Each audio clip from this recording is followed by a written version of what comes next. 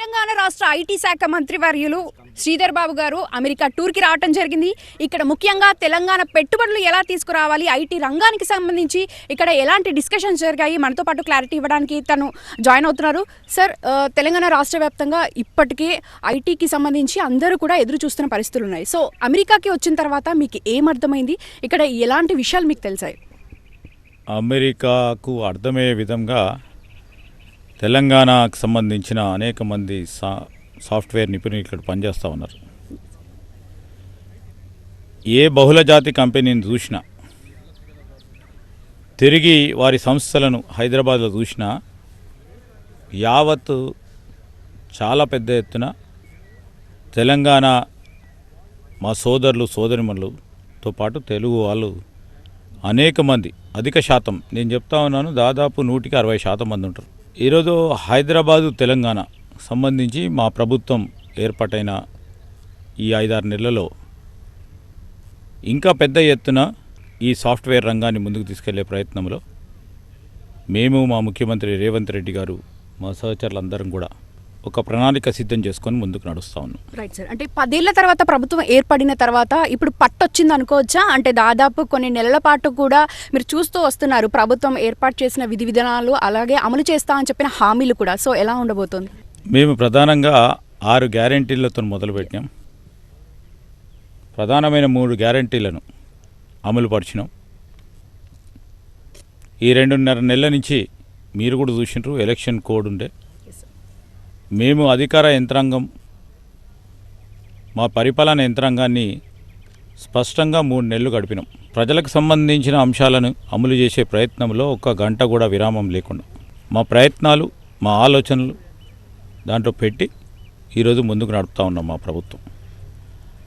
అందుకోసమే ఇంకా కూడా అదే విధంగా ముందుకు నడవాలని ఈరోజు సంక్షేమానికి పెద్దపీట వేయాలా. సంక్షేమాన్ని విస్మరించిన గత ప్రభుత్వం విషయంలో సంక్షేమం ముఖ్యం, దాంతోపాటు అభివృద్ధి ముఖ్యం.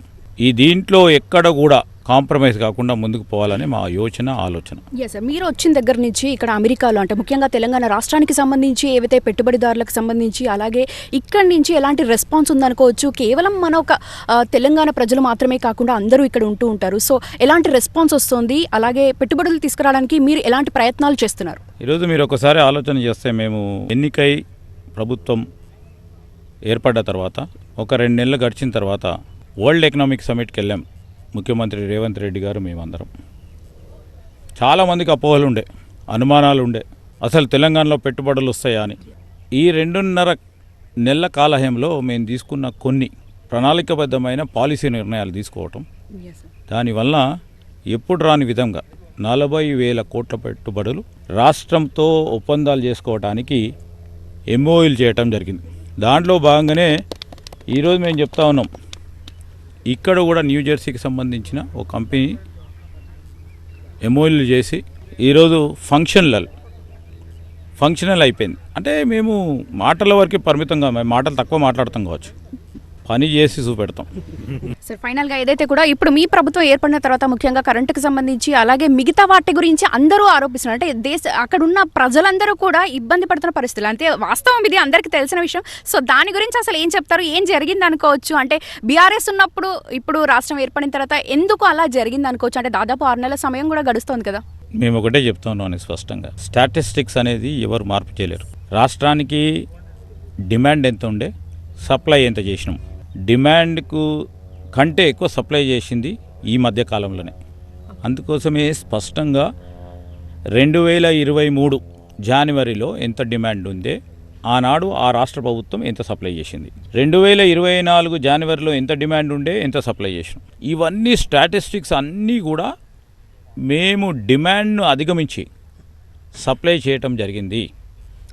నేను ఉదాహరణ చెప్తాను, ఏ విధమైన ప్రయత్నం చేసినారో ఎలక్షన్ సందర్భంలో.